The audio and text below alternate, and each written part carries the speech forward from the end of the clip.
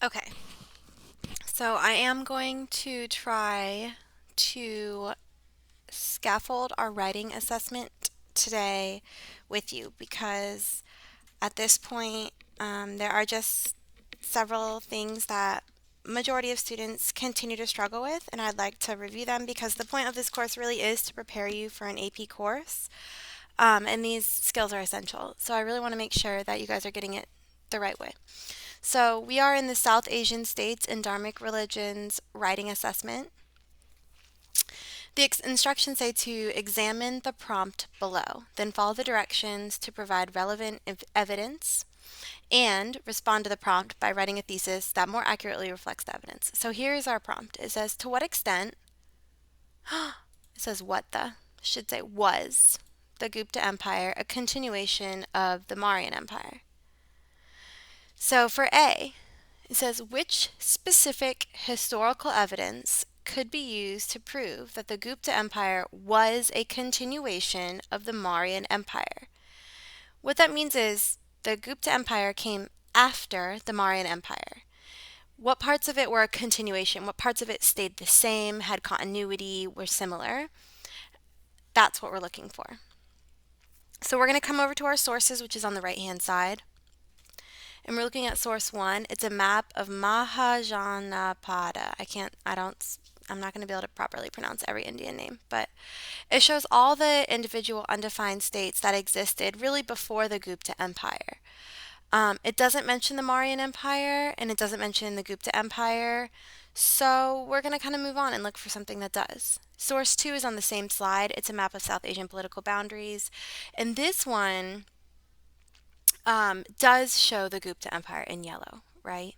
So we're going to just take note of that because it doesn't compare it to the Mauryan Empire.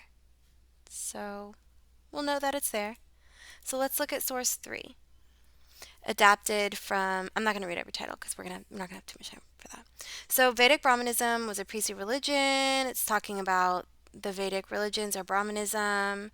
We're kind of scanning through right now. I'm just literally scanning through looking for either the word Mauryan or Gupta. So beginning in 4th century, yada yada, Nanda dynasty. Oh, Mauryans. Okay. So let's read this sentence then because we found the word we're looking for. Beginning in the 4th century BCE, northern India became unified into an empire, or rather a sequence of empires. The first one under the Nanda dynasty and the second under the Mauryans. Okay. The center of these two empires lay in the eastern part of the Ganges plain, outside the realm of the traditional Vedic religion,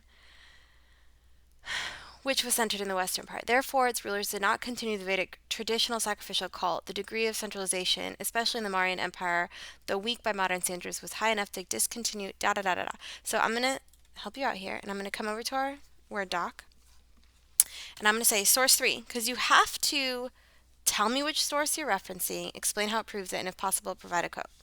Source 3 explains that the Mauryan Empire did not follow the Vedic religions.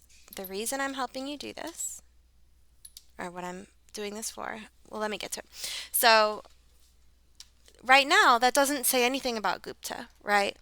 But I do remember, I mean, I'm as a teacher, but of course I remember. But as a student, hopefully you'll remember the lesson that we did yesterday explains that the Gupta Empire also did not follow the Vedic religions.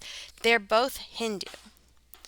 So I can automatically skip to, let's see, we covered 6, 7, and 8 yesterday.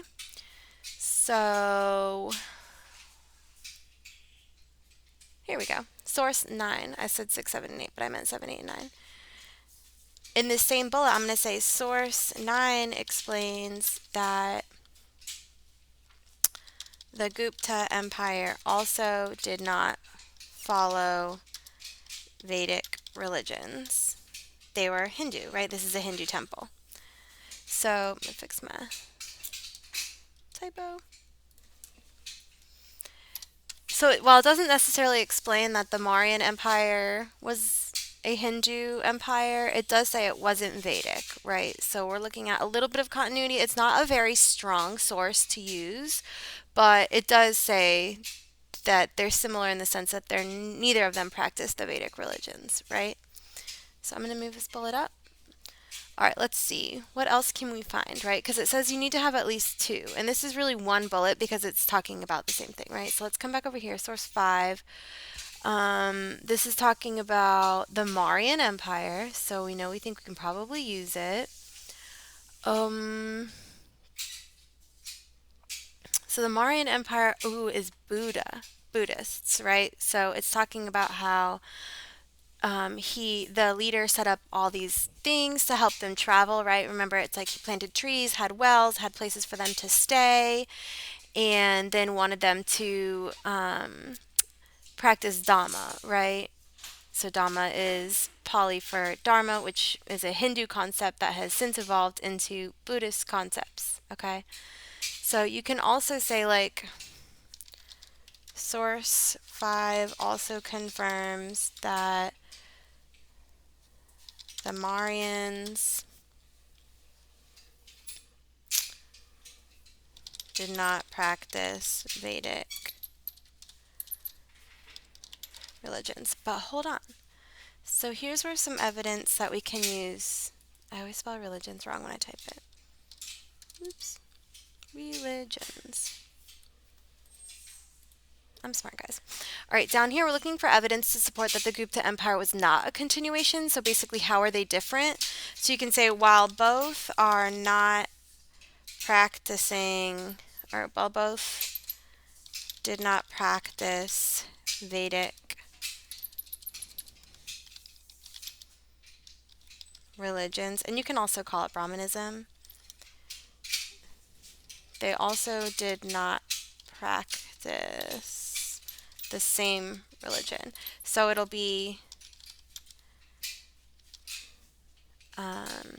Mauryan is Buddhist, which is source 5, and Gupta is Hindu, which is source 9, right? The Hindu temple, right? So this is just showing you how you're going to go through each source. And it is similar to how we used to do the writing assessments, where I literally had you go through each source, find a quote for each source, tell me what each source was talking about. I'm trying to simplify it. Now I'm like letting you kind of take the reins, and instead of forcing you to fill out a table, I just want you to find a couple that are on each side, right? So if we look at source 6, it's a map illustrating the spread of both Hinduism and Buddhism. And it doesn't specifically talk about the Gupta Empire or the Mauryan Empire, so maybe it's not the strongest source to use, right? So instead of filling that on the table, you can go ahead and skip that since you have kind of a little more autonomy or the ability to have control over how you do this. Oop, this one says 656, so this should say 7. Sorry. All right. 7 is talking about Gupta and math. It doesn't talk about specifically the Mauryan Empire. So you could say, like, down here, for example, source 7 explains that the Gupta Empire developed mathematics at, or even like, how would you say it? Like, basically we're saying like in a much more advanced way than the Mauryans did. Inventing 0, seen in source, I already said in source 7, which would not be a continuation of Mauryan. And then the other way you could have actually used this evidence is you could have put this in the top and said like they just developed on the math that the Mauryans already had, right? So it would be harder to argue that side, but you could say like obviously they had math before and they've just added to it because we know that it was as early as the 3rd century that mathematicians see. That doesn't really go back to the Mauryans, so I would leave that one down here. Anyways, so yours should not be exactly the same as this. It's okay if you have some of the similar ones, but at the end of the day, you have to write this bottom claim, C, in your own words anyway. So if you use some of the evidence we talked about in this video, which this was a harder way to do it because I kind of worked it out with you, then that's okay. But I would like you to try to have your own evidence. Just make sure that you have a quote or make sure you reference the sources. No I statements. Guys, when you're writing a claim or a thesis, I think shouldn't be in there. It's a statement that you're making. It's a claim that you're making as if you were publishing it in a book, right? It's not your opinion necessarily. You're using evidence. So it's not like what you think. It should be like what research told you, right? So I statements should be gone. No, my opinion is. Make sure you're when you write your thesis, you read it back to yourself and it makes sense, right? A lot of the time you guys just have some gibberish in there. Make sure you also address your counterclaim. You guys are still missing this, some of you. So you need to say like, okay, if you think that it is a continuation or it's not a continuation, whichever one you choose, you have to address that the other argument does still exist, right? So you can say, while some may think that it is a continuation, in reality, there's more evidence to support that it's not, or whatever way you're going, okay? I think that's it. Let me know if you have any questions, and hopefully this wasn't too bad. Sorry, guys. Bye.